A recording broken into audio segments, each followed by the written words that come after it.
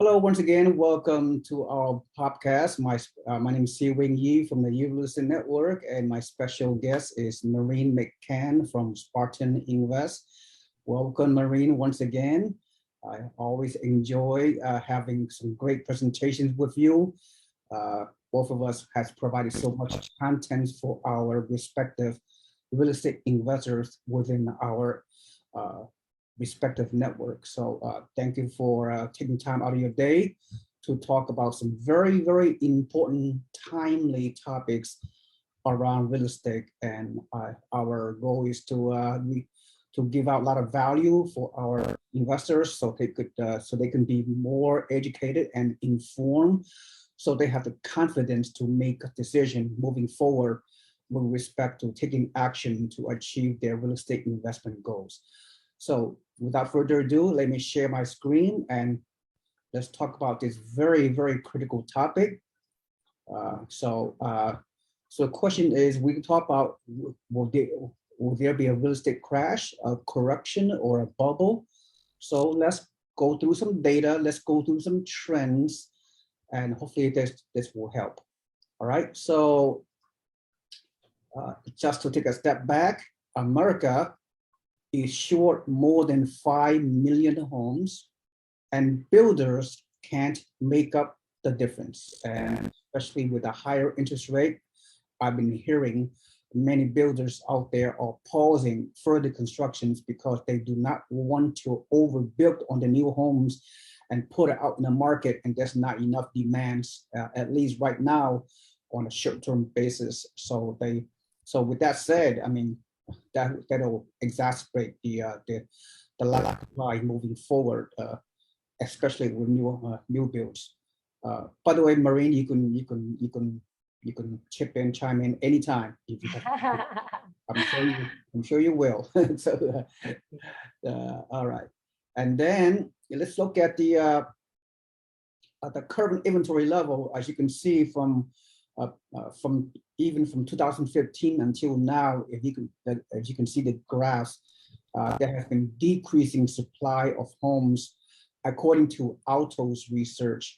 You saw the numbers, right? And this is just a very steep declining supply of homes available in the country, down to a point where in 2020 and 2021, we're seeing only less than 300,000 homes for sale throughout the country as recent as the early part of this year, 2022.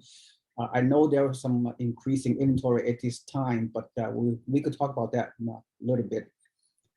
So the question is, we look at the housing inventory. So we need approximately per year around 1.5 million homes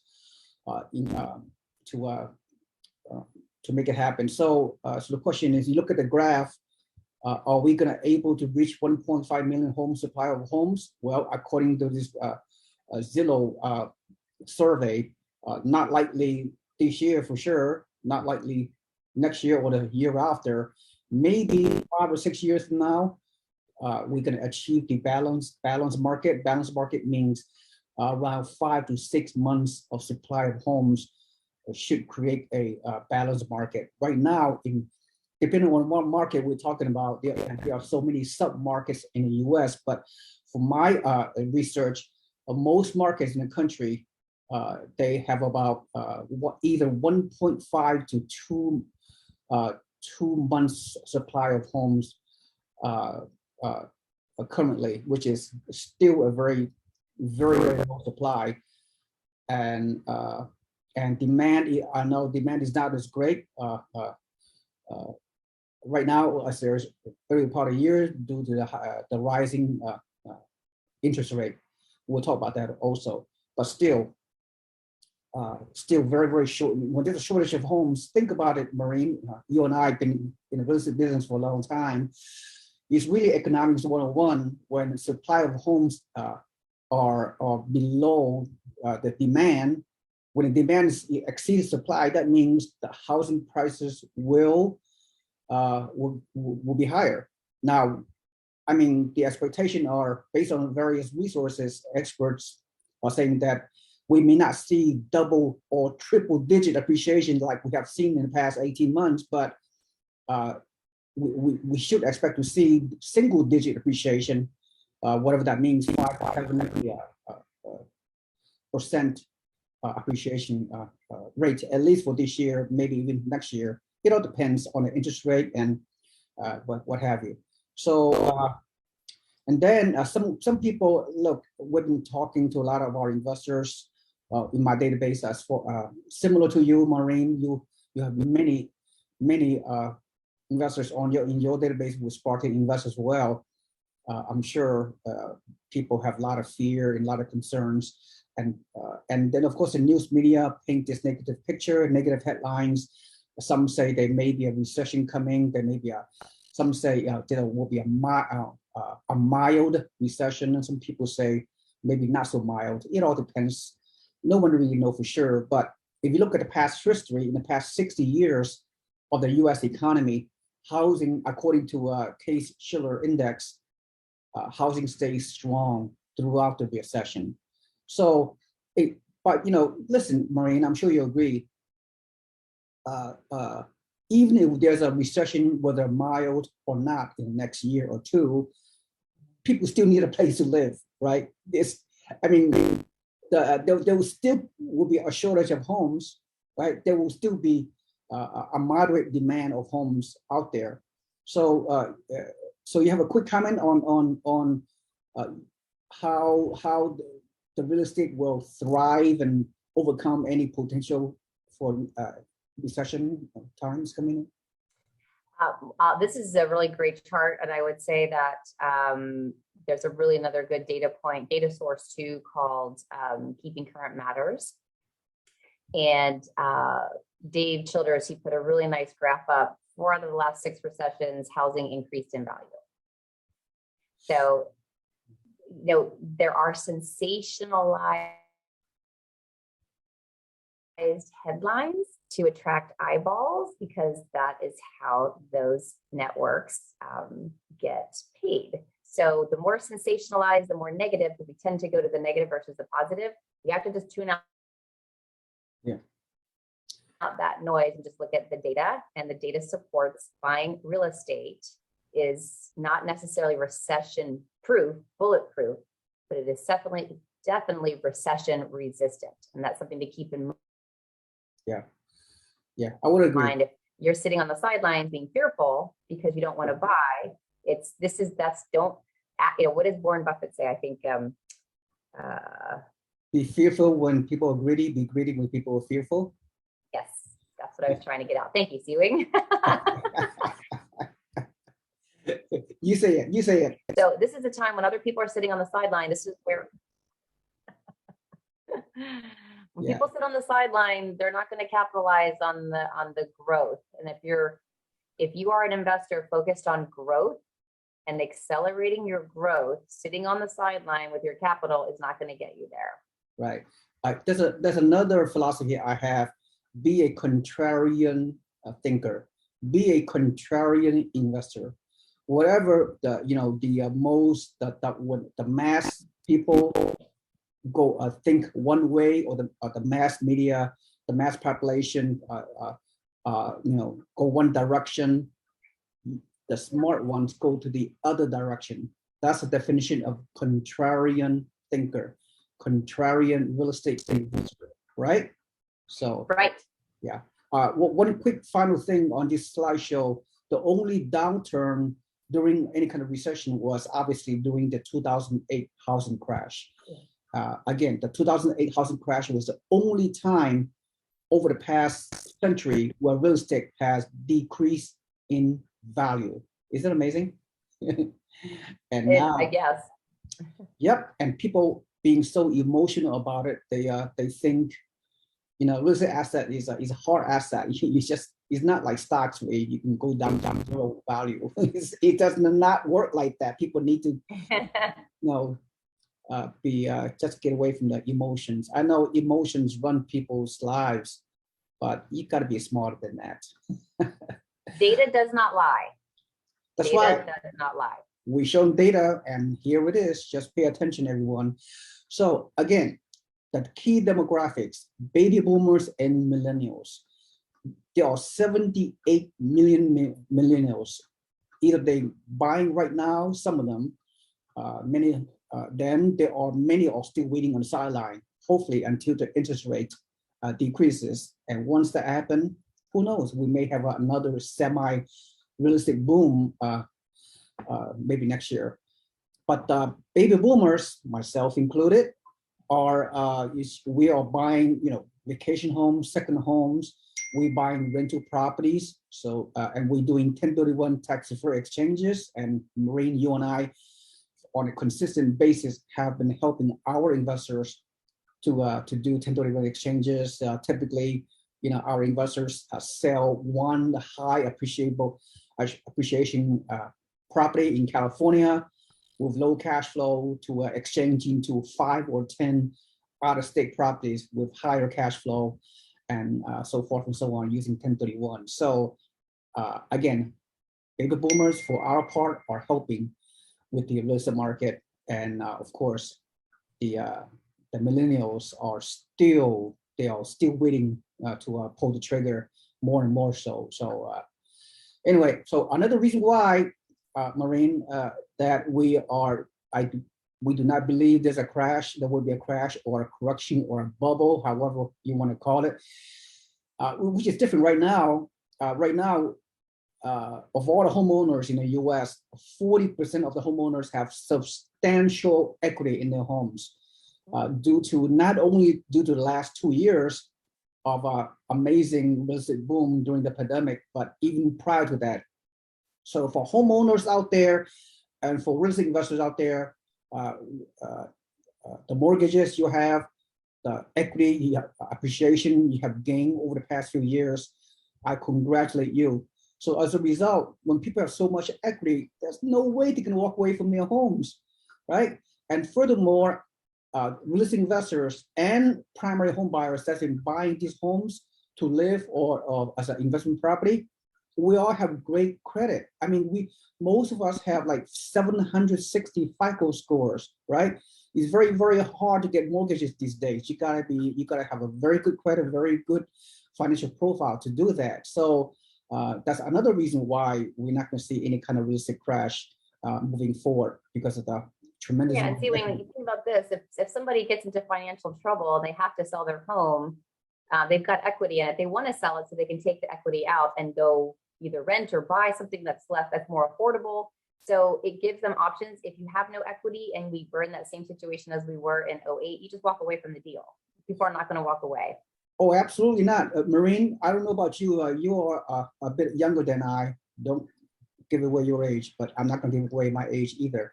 But I do remember the 2008 crisis. I've been through several real estate up and down cycles, and I've been in business for almost 20 years in real estate investment business. And I know firsthand what happened. The 2008 real estate crash is totally different than what's going on right now. What's going on right now? Back in 2008, there's a much more supply than available homes, and people they can fog and mirror and they can qualify for a mortgage, right? I mean, people with no credit, low credit, they do these ninja loans, subprime mortgages. That's what triggered the 2008 real estate crash, because of unqualified people getting mortgages, buying homes, oversupply of homes. People are underwater. People does not have equity because of 0% down payment, and so forth and so on. And that's the major reason why it crashed back in 2008. But now it's completely different. People have great credit. People have substantial equity. People have good jobs and good income, and so forth and so on. So what are your thoughts about the why 2008 real estate crash is very, very different than today's real estate market condition? What are your thoughts? Very easy to go to data. There was over 9 million foreclosures in 2008. We're at 1.3 or 1.2 is where we are right now. There's no housing crash coming, in my opinion. Absolutely. Yep. People out there, you need to stop being brainwashed and paralyzed of all the negative headlines, the YouTube videos, getting clickbait out there. to talk about crash, they give you the 80%, crash or whatever. Just avoid those clickbait real estate videos out there. They just it's just very, very unhealthy to to buy into this. It paralyzes people, Sealing. It paralyzes investors and then primary homeowners. It just paralyzes them from taking action. And if you're going to wait, you're going to miss out on the capital appreciation home equity that would contribute on your balance sheet as an appreciating asset, right? I mean, if you've got, let's say you have a home that you live in right now, worth $500,000. So your balance sheet is your assets, liabilities, and your equity. Now, if you were an investor and you invested, let's call it 5 $200,000 homes, that's $1 million worth of assets on your balance sheet. And let's just say that total portfolio increases in value just at 4%. That's $40,000 that showed up overnight, or I should say in that year. That's $40,000 that you made while sleeping by just holding on to the assets. So your growth is growing while you're sleeping. But if you don't have your money in the market or a hard asset that appreciates, then you're missing out on all of that. And if you're going to believe the headlines and be sidelined, this is what you're losing. Absolutely. Buy real estate and wait instead of wait to buy real estate. Very well said. Make money while we're sleeping. Wow, what a amazing life. Yep. So look at the real estate assets that people own. The investors that own rental properties and primary owner-occupied buyers that that stick it out with their homes. Their value of their homes increased by 31% in a mere couple of years. Look at the total number of equity they're owned by people that have houses, $3.2 trillion. Wow. Well, this number does not lie. So it pays to be a homeowner. It pays to be a real estate investor to buy a portfolio of homes for long-term buy and hold.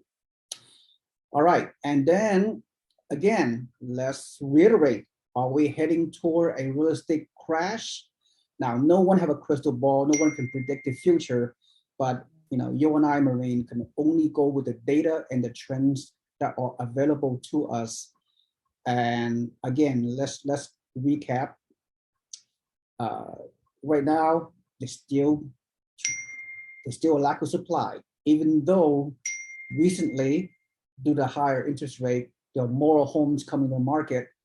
And then again, those YouTube videos out there, they were claiming that is no longer a seller's market, it's a buyer's market. I don't believe that. Yes, there are more homes coming to the market, at least temporarily, as a result of the higher interest rate and just create a lot of panic, a lot of confusion in a market. But still, as I stated earlier, there's a tremendous lack of supply, and the demand is still pretty strong under the circumstances. Another reason, so strong demand, lack of supply, and another thing that we have is a strong job market. And the wages are growing. There's a lot of jobs out there still, and so this is a good sign. And people during the pandemic, a lot of people have received stimulus money from the government. And then people in the past 2 years until now, because of the stay-at-home order, a lot of people in the country in the past 2 years during the COVID have a lot of savings. So strong income and remote work, all those reasons tell you that a crash is not likely unless unless we have a 15% unemployment, or unless the interest rate goes to 10% or higher, then we may have a correction or a crash. But absent this doom and gloom scenario, I do not see a crash, a correction, or even a bubble. I mean, we're going to have a stabilization this year. and hopefully the interest rate will decrease to hopefully 5% or slightly lower than 5%, then it would be fine. And then we look at the, as we're almost concluding this presentation, according to this research methodology. Let me see who did this research here. This is a Fortune magazine dated April 2022 this year. It just mentioned which market in the country have a high level of home prices dropping and versus low level. As you can see, the blue area, is it blue? Blue and light blue, I think, is a very low to low chance of housing decreasing. So, as you can see, elevated the small portion of the U.S. where homes have a higher risk of dropping, or very, very small pockets, like somewhere in the Northeast, Connecticut, Vermont, I don't know. And also, I don't know where this is, maybe Arizona or New Mexico, and Pacific Northwest in Oregon and suburbs of Washington State, Seattle. But as you can see, most areas of the country still have a very, very low risk of home decreasing. And the areas that the investment properties, the turnkey investment properties that I'm promoting are in the South and Southeast. It's doing fine. It's a very, very stable market. And the market that your company promotes are in the Alabama, Tennessee, and northern Georgia area, which is also show a very low risk of home prices are dropping. So Maureen and you and I, obviously, we do what we do, and we promote investment homes in a very stable, very high growth markets in the country. So, and finally, and here it is finally, moving forward, again, this is our strong opinion, Maureen, and as you can see right now, there are 82 million millennials, right? I mean, they are on the verge of pulling the trigger once they feel more confidence, once the interest rate drops, and once the inflation rates are being stabilized. But still a lot of millennials are still wonder, these are peak buying home years, and a lot of people have not talked about the Gen Z. The Gen Z people, give it like toward the end of this decade, right? Right now it's 2022, like 2030, the Gen Z population, which is another 86 million coming on board, they could be reaching the age of 30 years old, okay, the Gen Z, and they may be in the market for buying homes. So when you look at this, the future of real estate, I can't see how homes, a supply of homes, and the builders can build enough homes to accommodate the current millennials and the upcoming Gen Z population. So therefore, in my opinion, the supply of homes will continue to be lagging behind demand. So, so I feel good about it. So, Maureen, can you recap this before we conclude this presentation? What are your thoughts in terms of the big picture? Yes, Ewing, excellent slides. Data never lies. People need housing. This is just a basic need that we all have. And I think when you were talking earlier, it was, there are people that are just afraid to take action because they're believing the sensationalized headlines. You have to turn off that noise and really pay attention to what your goals are as an investor and your age, right? I mean, if you're an older investor, you need more cash flow now. If you're a younger investor, you have more time to use leverage to accumulate and grow your wealth. And your wealth is the fastest way that I know, Ewing, I don't know about you, but the fastest way that I've seen generational wealth, family wealth, your own personal wealth grow exponentially is when you are investing your capital in appreciating assets. Well, I agree. I mean, totally agree. So yeah, at the end of the day, investors out there, take action and invest for the long term, and you'll be fine. Just stay the course, show discipline, don't panic, commit to your goals, and then you can be happy on the other side. Thank you so much, Maureen McCann from Spartan Invest, for sharing this great presentation, very timely. And thank you so much. Have a nice day, everyone. See you on the other side. Yep, see you on the other side. All right, so welcome, Maureen McCann from Spartan Invest. My name is Siwing Yi from the University Network, and we have a very, very great topic to discuss with real estate investors out there and potential real estate investors that want to enter the game. So the topic is now the best time to invest? Skyrocketing rents, steady appreciation equal good times for real estate investors? So before we proceed, what do you think? What do you think of this topic? I mean, what are your thoughts? Well, let the good times roll, right? I think the biggest question in everyone's minds right now is where to put their capital. And you could be getting, pulled in 1,000 different directions, from cryptocurrencies to commercial real estate to residential real estate to gold, silver, palladium, uranium, whatever. It is, where do you place your capital today?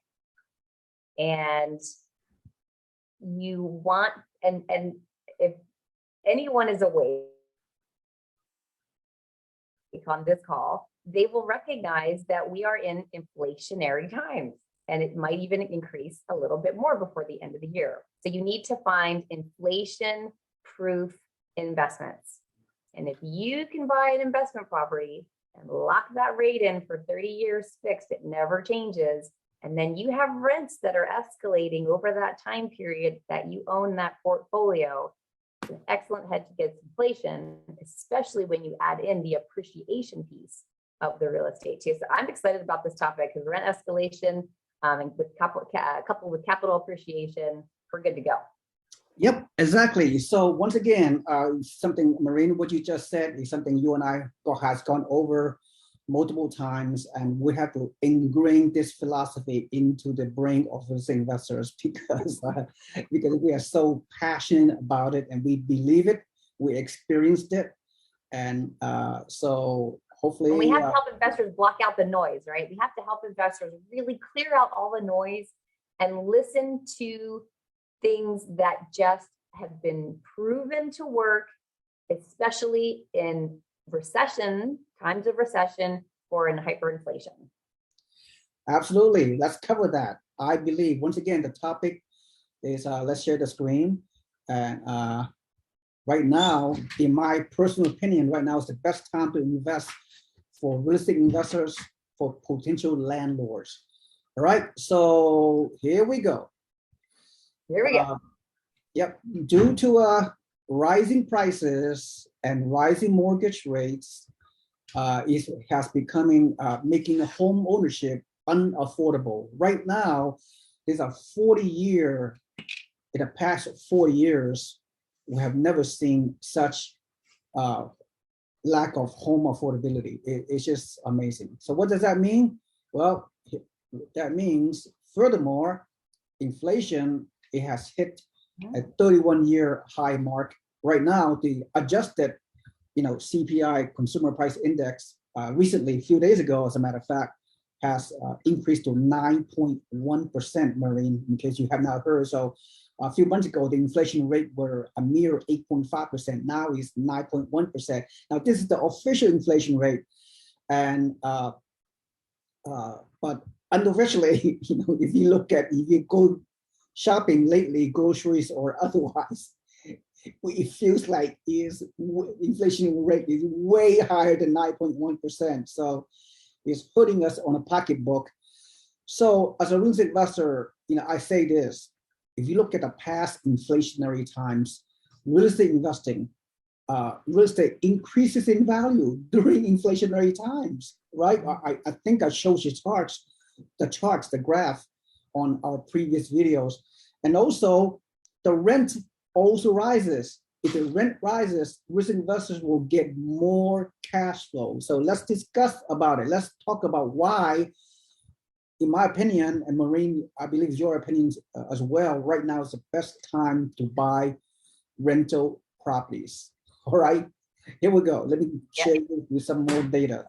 Again, now, as a risk investor, you have to understand that recessions over time, over many decades, real estate has stayed strong through the recessions, according to the Case-Shiller Index. As you can see, the only time the real estate has gone down in value was during the 2008 real estate crash. All right.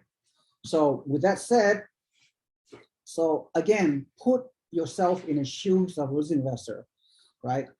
And since because of a skyrocketing home prices in the past 2 years and inflation and people can't afford to buy homes anymore, they have to rent. So, and there's a lack of homes to rent. So if you look at the total single family rent changes throughout the country in the past year or so, look at some of the regions of the US where the rent has increased. Look at South Florida. I mean, the rent has increased by 40%. Look at Central Florida. The rent has increased year over year by 25%. Phoenix, Arizona, double-digit increase in rent. You look at the some of these rent ranges. By the way, these monthly rents on different markets, I believe those are apartment rents. I believe some of them are A-class apartments, some are B-class apartments. But you can see the rent, the monthly rent is very, very high in those different markets. But Maureen, you and I, our business model is such that we sell our investors turnkey properties, mostly single family homes. Now, single family homes, typically the rental range are higher than the monthly rent that you see on here, right? So that really are very important for us to understand, right? Even though the skyrocketing home prices we have seen, but the rent, the skyrocketing rent is slowly catching on. I'll give you some more data a bit later on this presentation. So, so what are your thoughts? What have you seen, Maureen? What about in your market in northern Georgia, in Alabama, and Tennessee? Have you seen rental rates increase quite, substantially in the past year and a half? Significantly, and they will continue to, because as the values rise, the rents rise behind it. There's a lag. So it's funny. The one thing I was thinking of is everything goes up, including rent, except for your mortgage payment. That doesn't go up if it's 30-year fixed, right? Mm-hmm. So yes, we've definitely seen some double-digit increases in our rents a bit as well, but they're still affordable to our clientele. Yep. So, all right, let's look at this graph. Okay, over the past 15 years, as you can see, the graph shows the rental increase around 4%, right? In line with inflation over the years until, as you can see right here, from 2020 until now, the past 2 years.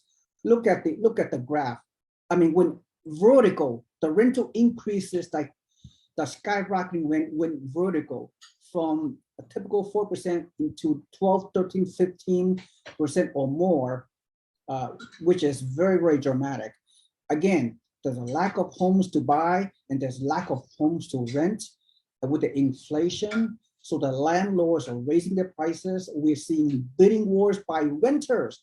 I'm seeing in my market in Florida, in North Carolina, in Texas, and in your market, I'm sure your property management been telling you lately, right, that there are like 20, 30, 40 rental applications for per house to rent. I mean, people are lining up over the place to bid. Before there's a bidding war for buying a home. Now there's a bidding war for trying to rent a home. So what have you seen in your market in terms of the rental applications, in terms of the renters out there trying to find a place to live? Well, I will tell you, our average days to fill a property is 20 days. And the number of applications that we get, we've had to actually hire more people to help us process. the applications. So it has increased significantly. And I like this chart. It's really interesting to see. And I want to make a point to the viewers, the listeners, the investors. If you look at this, between 2021 and 2022, you see an increase. I think it says 13.7. My glasses can't really see it, but I think it says 13.7%. Okay. Right. And then let's just say, you were an investor that believed all the headlines and you decided that you didn't want to do this. It was too scary, or the interest rates were too high, or the price points of the property was too high. Remember, you only have to come in with 20% down on the investment property. And if you chose to make the investment last year, you were earning more in rent than was even expected or probably presented to you on a pro forma. And so if you sit outside and don't get your money in the game, you don't get to win. You don't get these 13% increases, 15% increases. You get nothing. And you have to make your money has to make more money, your money has to beat inflation. The return has to be higher than inflation.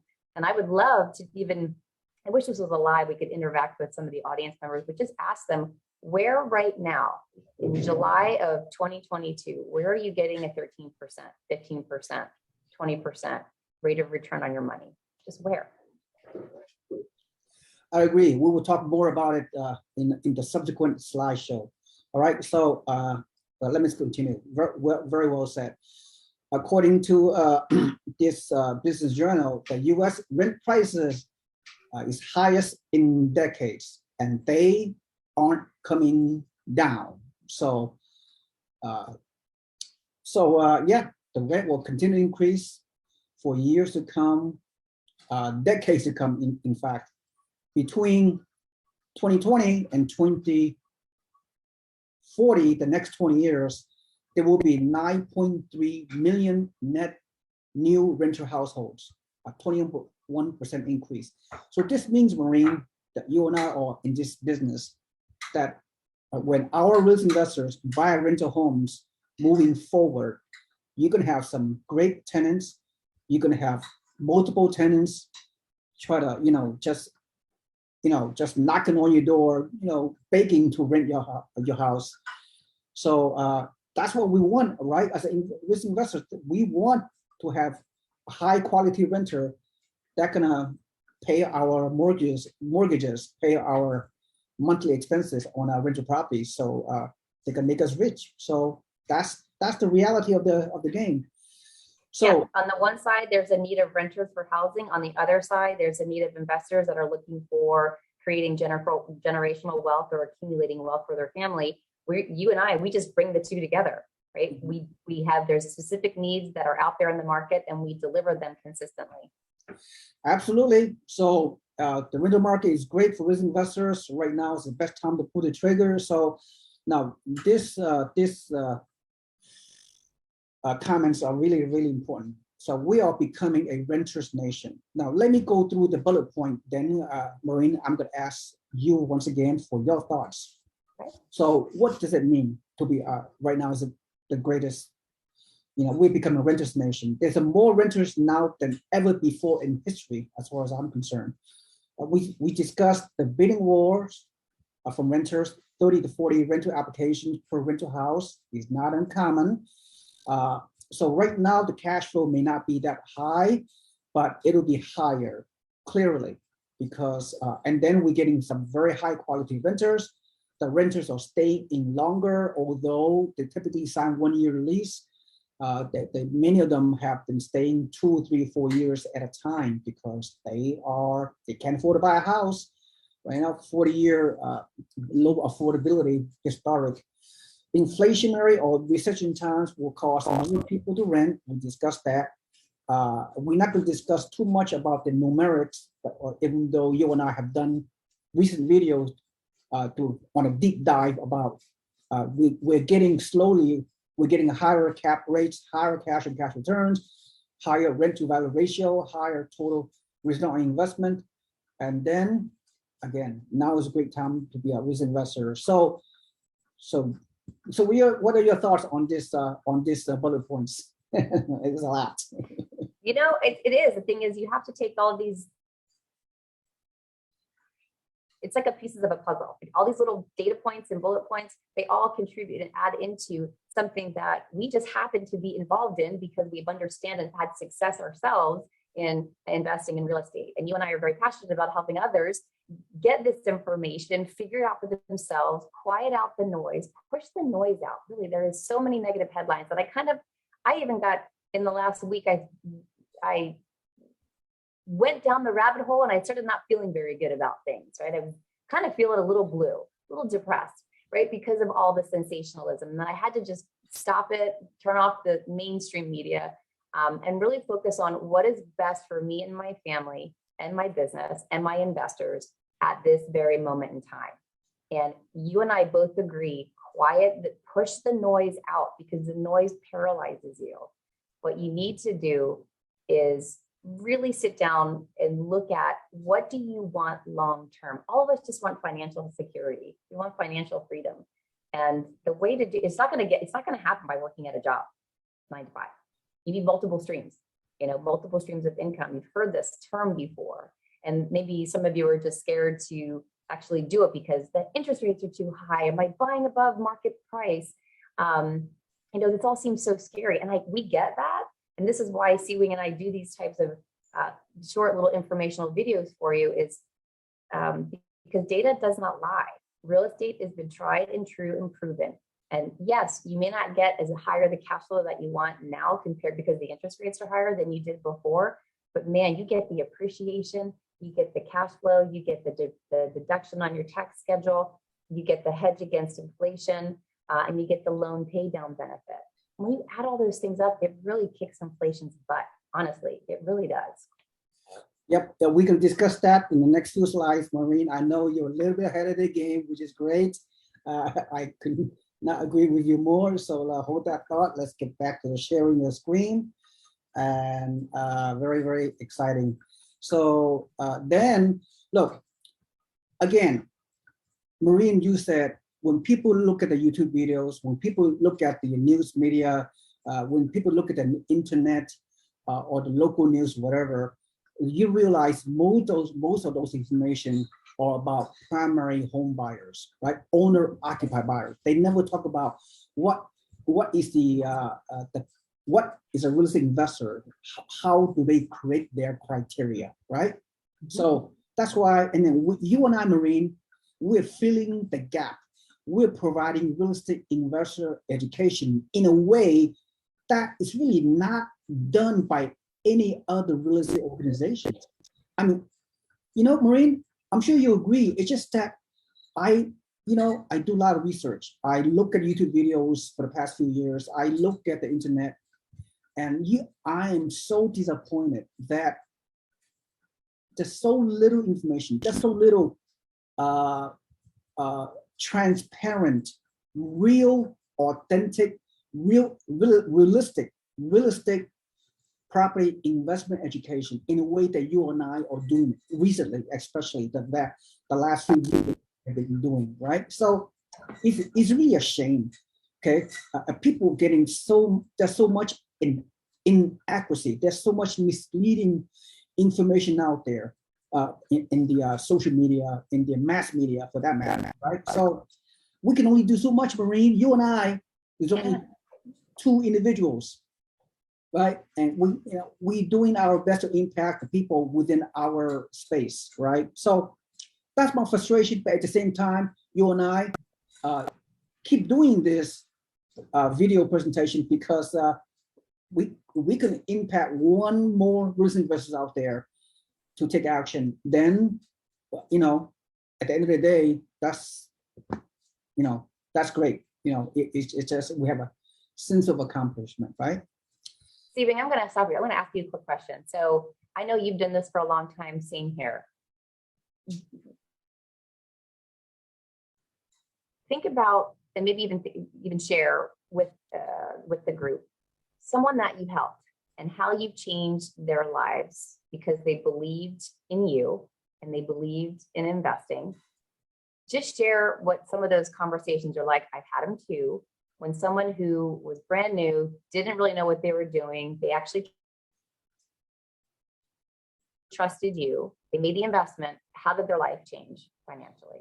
Well, first and foremost, you and I, right? I know you long enough to feel this way, that risk investors out there they're not a number. To us, to you and I, they are a person, a parent, a family member. They have, they struggle throughout their life. I mean, not struggle financially, but there's so many challenges, right? They have family, they have children, they have their job to take care of, and so you and I get into a deep dive into people. I mean, we help people.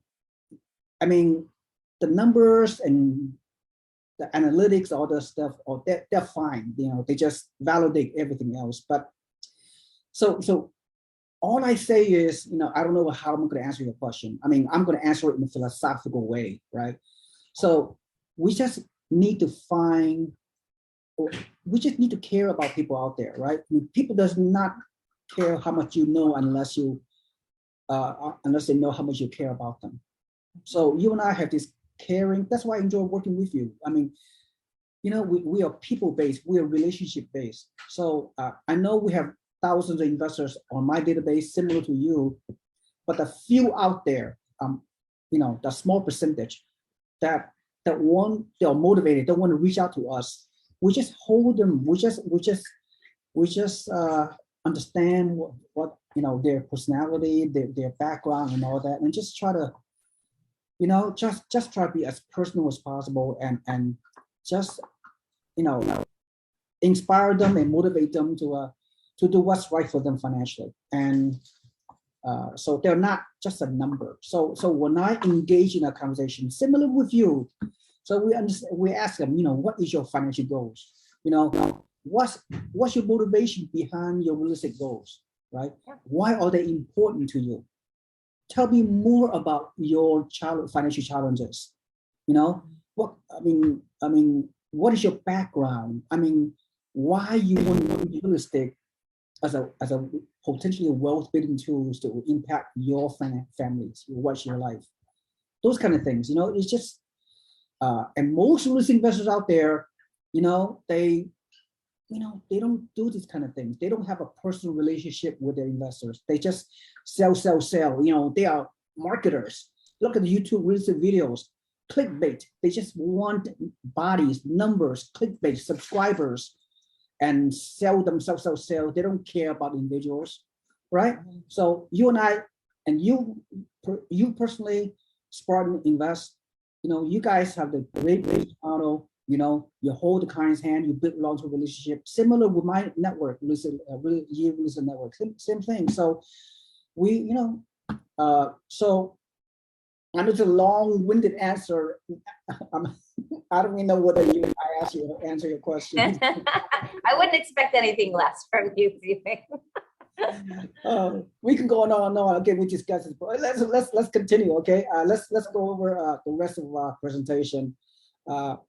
Now, again, a primary home buyers, a owner-occupied buyer out there, they focus on payments, their monthly payment, right? When they do a loan approval, or the loan approval, the mortgage approval tells them how much monthly mortgage they can afford, right? Those investors different, right?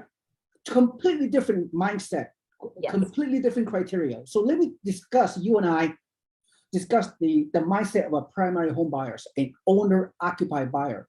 They look at the interest rate, they look at the payment. For example, if they have a current house of $500,000, and if their mortgage is 3%, most likely they're going to have a lock-in effect. Now, if they want to move up, if they want to move up to a higher price home, let's say a $700,000 home they want to buy to occupy, but today's interest rate, let's say, is 5.75%. There's a big dramatic increase in interest rate, and their payments goes from $1,054 per month, the principal and interest mortgage, to a whopping $2,600, more than double the mortgage payment, right? That's how a primary home buyers look at things. right? But as a real estate investor, well, very, very different. The difference between permanent home buyers and real estate investor is, again, owner-occupied buyers, they buy based on their monthly payments. A risk investor buys based on the rent to value ratio, cap rates, and positive cash flow. So what does that mean? That means let's look at two sample pro forma. By the way, this pro forma come right out of your Spartan Inc. Okay. I know this property. Yep. The two properties, right? The cookie cutter property, one is a resale properties, a typical price that you're promoting within Spartan Invest, single family home, resale property, all turnkey, all rehab. Typically, anywhere from you guys sell from anywhere from 120K to 180K resale homes. In this case, 147,000, right? And before I go over the numbers, by the way, we're not going to go over the numbers. We don't have enough time, for a deep dive. We have done those videos previously, right? Investors can watch those other videos. The other property you guys promote, and also I sell in other markets as well, or new construction, right? New construction, and this is 230K, right? So this is a two case study we're going to use. Again, this case study, we're only going to spend 5 minutes max, okay, because we can't talk forever, okay, as much as we like to. So investor expectation, Marine, this is critical, okay?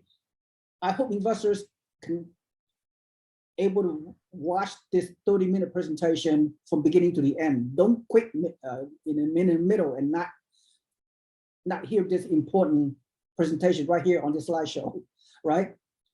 Because of skyrocketing home prices in the past few years, and rent are not keeping up yet. Okay. The investor expectation, if you buy this kind of homes, 147K, the rent is only 1,100 gross monthly rent, right? At 6% interest rate, after all the deductions, let's cut to the chase. You're going to have a monthly positive cash flow of $101. Okay, that's fine. Okay, as long as you have any kind of positive cash flow, that is a good deal. Okay, now I have more to say. Maureen, you and I can have more to say. Just on this new construction, 230K, the rent today, conservatively, are $1,300, right? At 6% interest rate or slightly lower. At the end of the day, at 25% down payment, you have monthly cash flow of $32. Okay, I know investors, I know what you're thinking. Oh, $32 monthly cash flow, that's nothing. I'm not gonna buy this. Hold your thoughts, right? Don't jump into conclusion, right? And because all the skyrocketing rent that you and I have been discussing on this presentation, 10, 14, 20% rental increases. I know depending on what market, but those rents that we're talking about, they're going to lag behind the current skyrocketing prices. You will not really see the full impact of those rental increases, as far as I'm concerned, maybe 2 to 4 years from now, maybe one to 4 years from now, you will see the impact of those rental prices. So when those impact of the rental prices are going to impact the houses that people buying today, this $100 will no longer be $100. This $100 monthly cash flow on the first year, in the subsequent year, could be $200, $300, $400, right? On this resale home. On this new build, same thing. You're getting a measly $32 today. Fine. Get in the game. Buy this property, and once the rent lag catches up, you could have $200, $300 monthly cash flow. But then again, cash flow is just one component of a real estate asset, right? Marine, you and I have gone through this. And we're not going to spend one more hour on this, the 10-year projection. We went over that on another video. But from a high level, in fact, I'm going to have you discuss this. The key is not the first year projection. Yeah. The key is year to year, from 1 year to 5 year to 10th year and even beyond. This software, this slideshow only talk about 10-year projection. I mean, as a risk investor, you need to buy and hold hopefully more than 10 years. But okay, before I'll let you go through your perspective. Let's there are 2 slides, right? Again, I'm only going to allow you 5 minutes, maybe 7 minutes. Usually take 1 hour, right?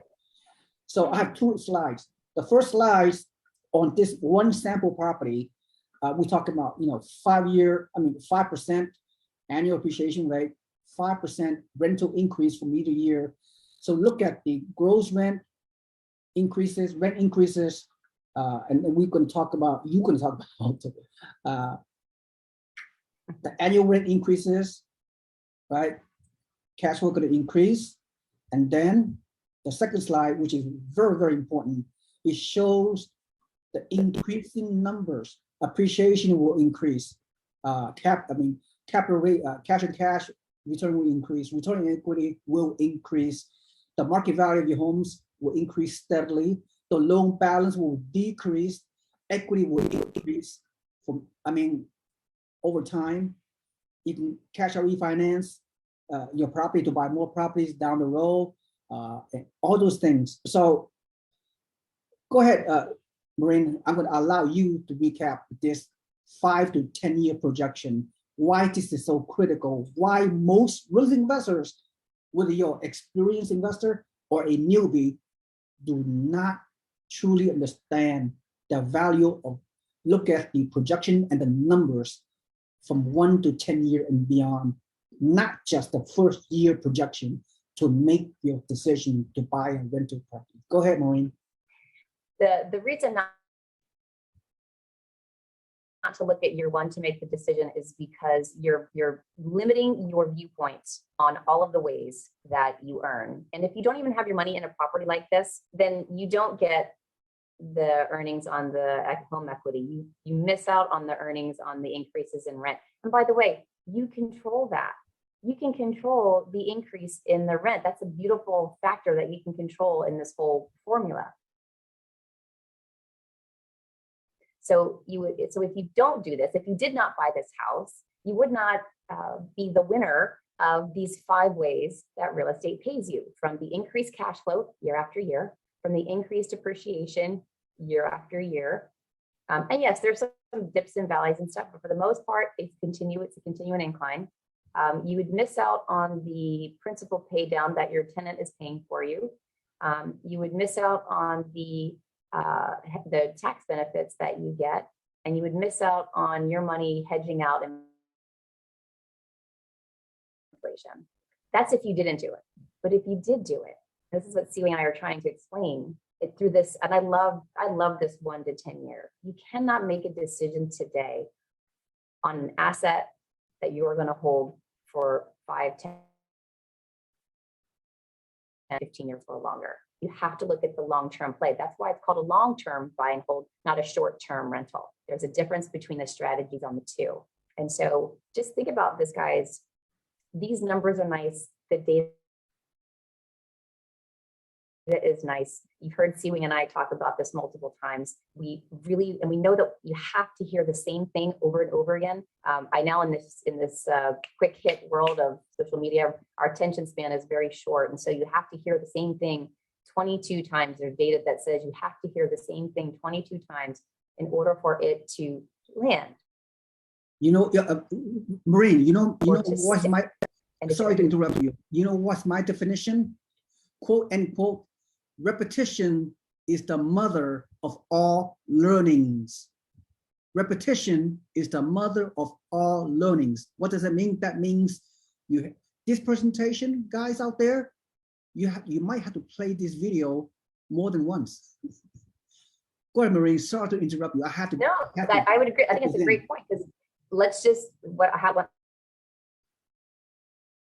I learn sewing. This is what I do. I watch videos, I stop, I pause, I take notes in my notebook, I hit play again. If I missed it, I rewind because I don't want to miss the wisdom in what someone is trying to share with me because they know something that I don't know and I want to learn it and understand it so that I can benefit from what they're teaching or my financially, my family and I, and my investors. I mean, I even take it out to my investors. I keep learning just like you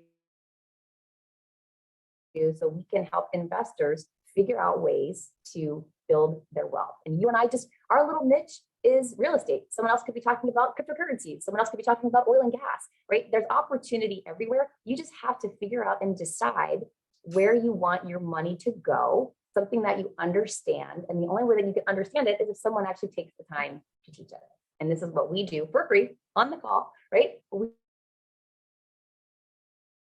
just care about getting the right messaging out there. And we're not charging. I know classes out there that are charging $5,000 to $10,000 to teach you the stuff that we're teaching here for nothing, right? Doesn't mean it doesn't hold value. It has a lot of value. We could charge, but it's not worth the test. It's what, for us, it's about getting the right content in your mind, inspiring you and encouraging you to take action, because all those beautiful numbers that C-Wing showed on the cash flow increasing from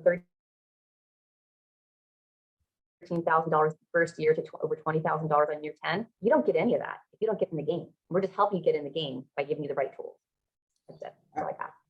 Absolutely, Maureen. Well, very well said. So I'm gonna finish up.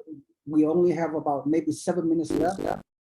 So let's go over something that you and we need to ingrain this into our brain, which we already have. It's a matter of us, integrating this into our investors' brain. Is that rental property is history's most powerful and most proven, historically multi-dimensional asset class.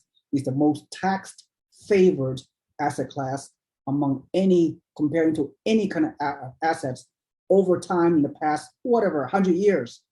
Rental property always beat other investment class because they're all up to 5 dimensions. You and I discussed this.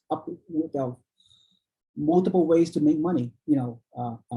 Again, can you go over this income depreciation, equity appreciation, and leverage? Yes, all you got to do, remember, guys, if you can remember this slide, this will be your motivation to take action, right? Yep. Real estate pays in 5 ways. 5 ways. It's better than any other class out there. You earn from the cash flow or the income produced from the property after all your expenses are paid. 2, it's a vehicle to reduce your tax liability, which is the biggest bill that we have while living in the United States. So how do we legally, legitimately reduce our tax liability? And that is by providing housing as landlords to renters, and we can write off those deductions on our tax schedule each year. The assets that appreciate, there's 3 things you need to do buying, to build wealth. Buy appreciating assets that cash flow and reduce your tax liability. I just nailed those 3 up front on this slide here. Then you use the beautiful tool of leverage, and you use it responsibly. But you use the beautiful tool of leverage to just put a little bit in to acquire a high dollar value asset that then you get to earn the appreciation on this part, not your 20%. You earn it on the total value of the asset from equity growth. And you set your fixed mortgage payment for 30 years and ride the rent escalation over that time period. And when you add up the 5 ways that real estate pays you: cash flow, appreciation, depreciation, principal pay down, and using leverage to acquire these assets, using just a little bit money down,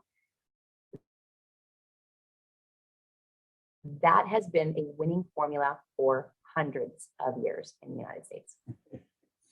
Exactly. And then, very well said once again, and this is the final slideshow. This is the action plan. Notice I say the word action plan. All the education you get out there, investors, means nothing. You do not need a PhD in economics. You do not need a PhD in real estate. You just You just got to take action. I mean, you can't learn Yes. forever. Yeah. Right. Yeah. So I'm going to ask for your input again as we recap this presentation. The all important action plan. Let me go through the bullet point, then I'm going to have you finish up verbally. The action plan today is to buy your investment property now. Yes, now, not yesterday, not tomorrow, now. Even at whatever the interest rate is. Right now could be 5.5% to 6% for real estate investors, 30-year mortgage. Okay, don't be afraid. It's not all about interest rate. It's about many other things as we discussed. Because when you buy a property, even with the higher interest rate, even with a relatively low initial monthly cash flow, guess what? Meanwhile, you are enjoying the equity appreciation. You're enjoying the small monthly cash flow accumulation over time. You're enjoying the principal pay down from your renter. You're enjoying the tax benefit. You will achieve a slight positive cash flow with 25% down. Once, and this the last two will be very important, Maureen. Very, very important in this presentation, in this current environment. Once and if the interest rate decrease in the future from whatever rate you're paying, you can always do a cash out refinance for a lower rate, right? And as we mentioned earlier, in about 2 to 4 years, or even 1 to 4 years, the lagging rental rates will catch up. So you will achieve higher cash flow. So with that in mind, Maureen, share with us what is your takeaway on these 5 bullet points. These are solid. These are really solid. I think a lot of investors, if they're listening to this, they're thinking, what's my next step? Your next step really is to find a lender, get pre-approved, get yourself pre-approved so that you can get in the game and start enjoying these 1, 2, 3, 4, 5 benefits that C-Wing has pointed out here. I know sometimes it can kind of sound like a little sales pitch, like take action now, or you're going to lose out, right? We know what you're going to lose out on. And this is why we're saying, you know, if you bought a house 12 months ago, maybe you were one of those new investors that started 12 months ago and you got the courage to take the action and you did it. And that $100,000 house that you purchased increased 19.1%, which was what the National Association of Realtors equity growth was in the United States. So your $100,000 house just appreciated to $119,100, and you only put $20,000 down, right? So that's almost 100% rate of return on your money. And I know that sounds crazy, but that's what real estate does. That's what the power of using leverage, locking in at a specific interest rate. You get the capital growth, the equity appreciation, the monthly cash flow, the renters paying down your principal. You're getting the tax benefits. So if you don't, you just miss out. But if you do, then, and even if it is today a higher interest rate, so you're taking less cash flow than you would have if you locked in at a 3%, you always have the tool. And think about this, the banks give us the tool of the 30-year fixed note. And we can refinance at any time we want for a lower rate and just reset the clock. It makes the banker happy and it puts more cash flow in her pocket, but it's a tool to acquire the asset in the first place. So get pre-approved. We've got a list of pre-approved preferred lenders. That's where you get started. Maureen, let me say one thing I forgot to say. Very, very important. Is there anything I said is not very, very important? Anyway, very important. What if you buy at your property today, whatever price you're buying, in the next 6 months or a year, maybe the value of your rental property decrease in value, 5%, 10%. Do you really care? No, because you're collecting rent. The renter is paying down your mortgage and all your debt obligations. You're still making other ways of money. And again, as an investor, you buy for long term, right? You stay the course, right? And real estate will go up, will go down a little over time, depending on whatever. But if you invest on a 10-year time frame or longer, it always goes up. And one more thing, 10 years from now, maybe even less, 15 years a year from now, when you know the value of your house at that time, you're going to forget the price that you bought today, because all the money you made over time on this just one property. So that's my wisdom. That's how it is, man. You just go ahead, Maureen, finish Yeah, up. no, that was an excellent point, right? Because the rents are zero, are unaffected by the value of the home. As the value of the home fluctuates, the rents continually increase year after year, is what history has shown. So it doesn't matter if the property value goes down, rents is unaffected. Your rent doesn't change that same year that the property value goes down. The rent's still the same or increases year after year. So excellent point, Siwing. So I was thinking, the challenge would be for any of those skeptics that are out there, prove us wrong, challenge us, right? Call us up and say, hey, I'm going to put your content, your information, what you shared, into action. I mean, I'd love to. This is what I do with my investors. We have report cards. We track them, however long they've been with us. We track them to see how well their portfolio is doing. And how great does it make us feel when we can go, look at how well you've done. Look at where you started. Look at where you are now. And by the way, I'll end with this story very quickly. When I asked you, what's the biggest, one of the success stories is I met this couple. His wife lived in the Bay Area. She was commuting, I don't know, it was like 2 hours a day to and from work. She was exhausted, tired of her job. They bought 15 houses. His goal was to buy enough properties to replace his wife's income. And they did that in less than 3 years. And that's the thing. That's the power of real estate, what it can do for you. You just have to figure out what your goal is. And then Siwing and I can help you figure out how to get there and how many properties you need to get the cash flow you need to grow your wealth and then to achieve whatever that goal is, whether it's retiring your spouse from work, retiring you from work, paying for college for kids, paying for future travel, whatever it is. But you need a plan and a team to help you. Maureen, I'm gonna say one more thing.